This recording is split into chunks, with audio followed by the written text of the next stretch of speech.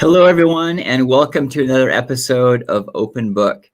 This is our 50th episode, which just blows me away. We've been doing one of these every single week for the last 50 weeks. And today it's going to be a little bit different. I'm going to be sharing a little bit more about the brand. So episode 50 is today. Episode 40 is going to be continuation of episode 40. And if you recall, in episode 40, we were talking about really how the business got started.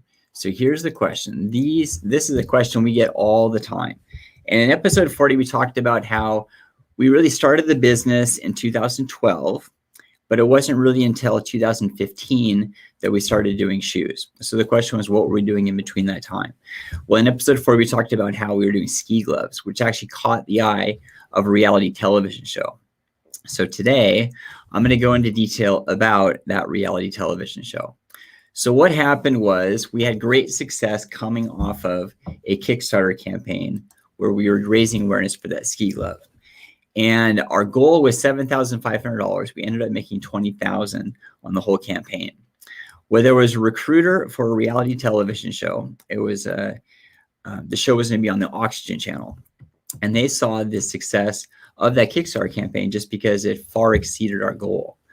And it was very interesting. They reached out through email, they reached out through Facebook, they reached out through LinkedIn. Each one of them just really felt very spammy. So I wasn't really paying much attention to it.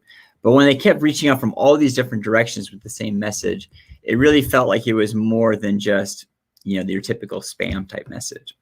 So I replied back, and within 24 hours, I was then being interviewed by some contract agency who wanted us to kind of tell our story, like what's going on, what happened on this Kickstarter campaign, and like, what did you do to make it so successful?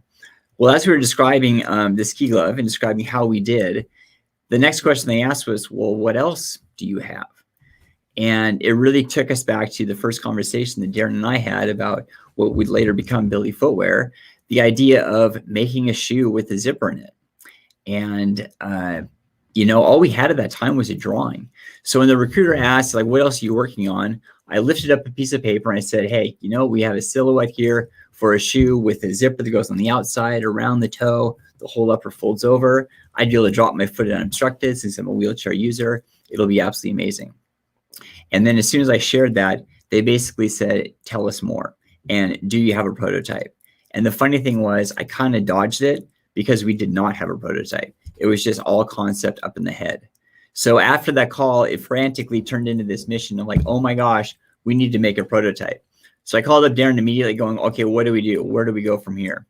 And to start, what we did was we took this old, just like a rundown shoe, and my now wife, she cut it open with scissors right around the top edge. And then we hand sewed in just like a zipper that you'd have in a garment, just to actually test the concept. And that rudimentary type, experiment, something you kind of bust out in your garage or something like that, it worked great. So from that prototype, the way the timing worked out, that was the prototype that we actually had to pitch to this television show. But while the show was continuing, we actually made a legit prototype, which was, actually looked like a shoe, and that's what we built the business on. So before I really start talking more about the reality television show, I want to play a preview of that show. So this was we aired this in 2015, around May of 2015. So this video is from a while ago. So let me cue that up right now. Every once in a while, there's an entrepreneur that just hits your heart in a way that you can't explain. Billy Price was that for me. So I've built Billy up to be this legend of mental proportions, and I just really hope that he doesn't disappoint me. I hope he's as awesome as I imagine him to be. Hi. Hello. Is Billy here? Billy is here. Oh, hey. Hi, I'm so excited to meet you. It's so fantastic to meet you as well. Yeah. Hi, Darin. My name is Billy Price. I am 36 years old and co-founder of the company Billy's. Our company consists of 2 members. It's myself and Darin. And our product is the adaptive shoe. Okay, so this is the rough prototype we made on our own. Amazing. When I was 18 years old, I joined the University of Washington to go to college. I joined a fraternity That's where I was living. And within the first week of school, we had a party. I had my fill, and then went to sleep. For reasons I don't know. Maybe I just had too much to drink. Maybe I was sleepwalking. Maybe I was, trying to find the bathroom. But sometime in the middle of the night, I got out of bed and fell out of a 3-story window, which broke my neck and broke my back and left me as a C6 quadriplegic. I can't move my fingers at all. I do have hand function. So just by this movement, that is how I do everything in my life. Have you done any testing with this with people other than yourself? That right there is only 2 weeks old. This is only 2 weeks old. We're getting right at the beginning of this journey. So there's Yeah. nothing on the market currently. I know of. And this makes a huge difference in your ability to put the shoe on. I have not been able to put my shoes on independently in 18 years. Now I can. It's amazing. Of all the clothes I have right now, the one thing that I cannot put on independently currently are my tennis shoes. So our shoe, it solves that problem.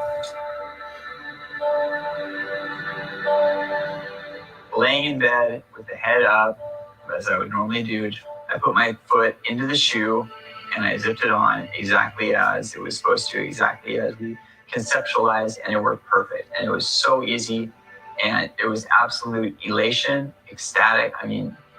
Frankly, indescribable. The thing that's so exciting about it is to not only come up with an adaptive shoe, but it's a shoe that I really hope doesn't scream like adaptive. Because the shoe can be used by everyone. Naively, when I was thinking about this business, I was thinking, create a whole line of accessible products, like let's go after the medical sort of community. But what you're saying, it doesn't have to be for a specific community. It can just have accessibility as part of the design. Right. You want to be mainstream, then these have to be cool, and they have to be cooler than Tom's. Sure. Building a mass market shoe brand is hard. Most of my gut says, let's go after the niche market and build a brand specifically for people with mobile impairments. Just the fact that there's a product now I can personally put my shoes on, that's a huge success to me. So even if we didn't go any farther, period, it's a very successful. And that's an important thing. So you need to ask yourself right now, is that enough? You have to want to create a business. Right. If you don't have fire in your belly to keep going, then stop right now. Right. Because holy hell, it's hard. I don't know. We don't invest in hobbies. We invest in entrepreneurs who are dedicated to growing their business. And I'm worried that Billy might have solved his own problem and that might be good enough.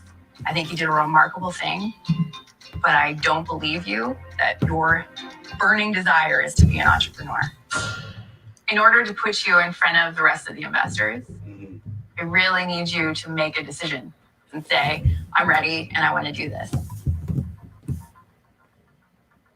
Okay. Fair? Mm-hmm.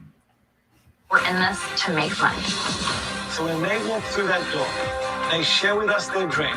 If they can step up to the challenges that we put in front of them, these people can make millions. I told everybody. Oh, that we had a wow. big Okay.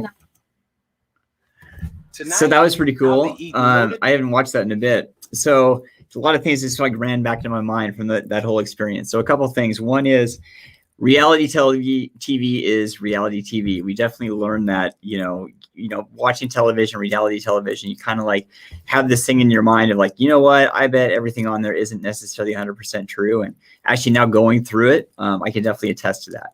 So it's funny looking at that right now, but there are some points I did want to really highlight.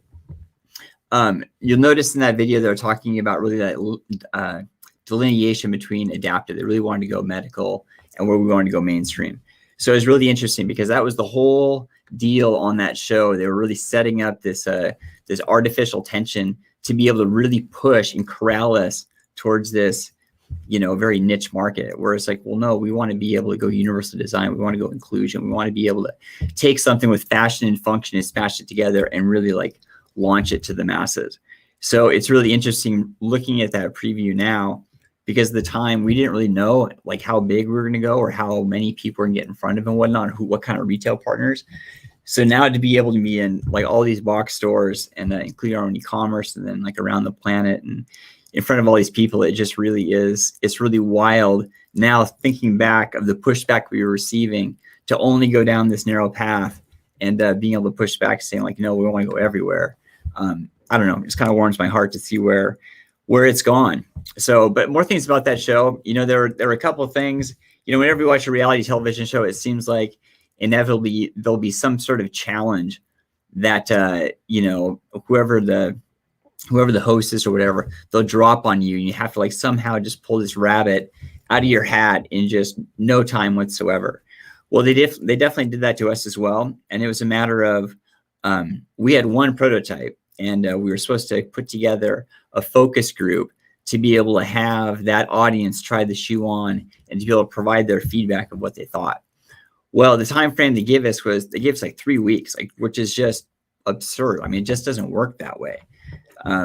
But somehow we were able to get in contact with the sample room to be able to make it was 3 different shoes, 3 different sizes, to be able to use and share with this group.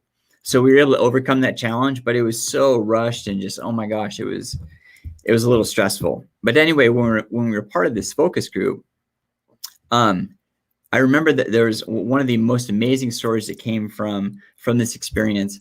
There was a gentleman, he was a wheelchair user. He was part of the focus group, and he actually he was in a helicopter crash in Afghanistan. So he was a quadriplegic, same level as me actually, and he used a power chair. And at that time, he'd been wheelchair bound for 12 years. And the prototype that he was trying on, he was able to put his shoes on by himself. So the experience that he had was very similar to the experience that I had. And it was absolutely incredible. I mean, so he was able, on camera, to be able to put his shoes on for the first time in 12 years. And the funny thing about that whole story, as soon as he put them on, like everyone's just crying and everyone's cheering and they think it's the most amazing thing ever.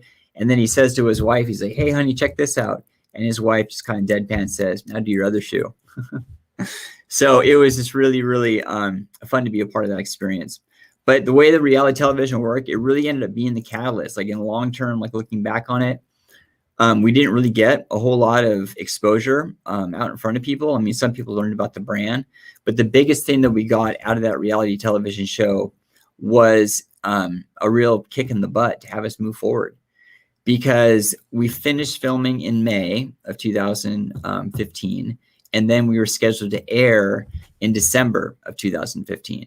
So we had that length of time right there to really kind of develop the brand, to be able to make more, like a whole line. And that's when we kind of set ourselves up to do a Kickstarter campaign with the shoes, which I'll save for another episode. But it was 2 kids' shoes, 2 men's shoes, and or 2 kids' shoes, 2 women's shoes, and 3 men's shoes in preparation to really share it with the world. So the reality television show was the real motivator to expand the line. And I would say the other great thing that we got out of that show is we got connected with somebody, a branding agency here in the Seattle area, which is where we're based out of. And they helped us refine our logo and our messaging. So in that preview, you saw that we introduced ourselves as Billy's, like Billy apostrophe S. And through that rebranding, we just dropped the S. So it's just Billy. And then also our logo, it was a big elaborate goat, just a lot of detail and stuff like that. There's a lot of various components went into that logo, but it got really challenging as soon as you started making it smaller. When you made it smaller, it would get really muddy. It was great when it was really big, but it just kind of got a little muddy to make it smaller. So they were able to help us simplify the design, which, is what we have now. So it's right over my shoulder up there on the wall. So still the goat head, still the message of Billy, the chevrons, like moving forward, kind of recognizing where you came from, but also like wanting to make sure you're focusing on a moving forward direction. And then just all of the grit and tenacity and determination that's embodied within that medallion. So that was kind of the reality television show. But I will say there's 3 takeaways that I wanted to really close on here. One was, it was one they already kind of touched on. It was a reality TV. Reality television is definitely reality television. It was so funny, like getting filmed by that group, and then all of a sudden watching the show as it's broadcasting through the television. And there were numerous times where I was like, wow, I don't really remember the conversation going that way. Or maybe like they were speaking for a long time, then we'd speak for a long time, but the way it was edited, it they edit it into a full-on conversation, or like using words from a different conversation and implanting it into another with an overlay of a different video. So it's really interesting the way that all came together. So that was one takeaway. Reality TV is definitely reality TV. The second thing is, and this kind of ties into the whole thing of like how BILLY Footwear got started, or other business owners out there going like, how did you come up with the financing for this whole thing? Like, who did you work with? How did you get that initial revenue stream to be able to get started? Well, that whole quit your day job thing was all, the premise was around working with some seed investors, and then they would stake a claim as part of your company to give that initial seed funding to be able to move forward. For us, it actually didn't work out. There was definitely interest on their side, but just the terms that they were presenting to us were just much too steep, and it was just like, you know what, we're going to go our own way. But so that's the second point. So just keep in mind, like, if as a business owner, if you're starting a business and you're looking for kind of that initial investment, when you are working with those investors, you really need to evaluate what that's going to mean, because you may find yourselves giving up a lot of equity in your company early on for definitely a needed dollar amount. But as you continue to grow, the amount of equity that you gave up early on and the amount of money that came from that initial investment, it might be in your best interest to try to pursue it a different way. So in our case, we did a Kickstarter campaign, which worked out wonderfully. And then the last takeaway I was going to say is, yes, we're being presented to all these investors, and we want to get them excited and get them energized. At the end of the day, the person that needs to be the most passionate about the brand and definitely getting it off the ground, or any sort of business, is going to be the owner, the business owner. So that was myself and Darin. Darin and I were the ones wearing all the hats early on, and it was a big, big grind, but it was a grind that was worthwhile, and it was a grind that we felt very, very strongly about. And we were just really excited to kind of enter into this new market, this new inclusive market of universal design, and come to find that, the brand, we were able to resonate with a lot of people and celebrate their success stories, which then they propagate to other their networks to be able to kind of further the knowledge and know-how of the brand. And it's just been a fun ride. But initially, the passion, it has to start with the business owner. So if sometimes it's like we find ourselves victim, like, hey man, I had this idea, here it is, like, you guys run with it and build it up. It just doesn't really work that way. You have to be the one to have the passion and to go through the grind and have the determination to really follow through. So that was our chapter of the reality television show. So I would say probably on episode 60 or so, I will continue the story, and I'll most likely go with the Kickstarter campaign that we did following the reality TV show. So this is another episode of Open Book. I hope you enjoyed it. Thanks for tuning in. We'll have another episode next week. Until then.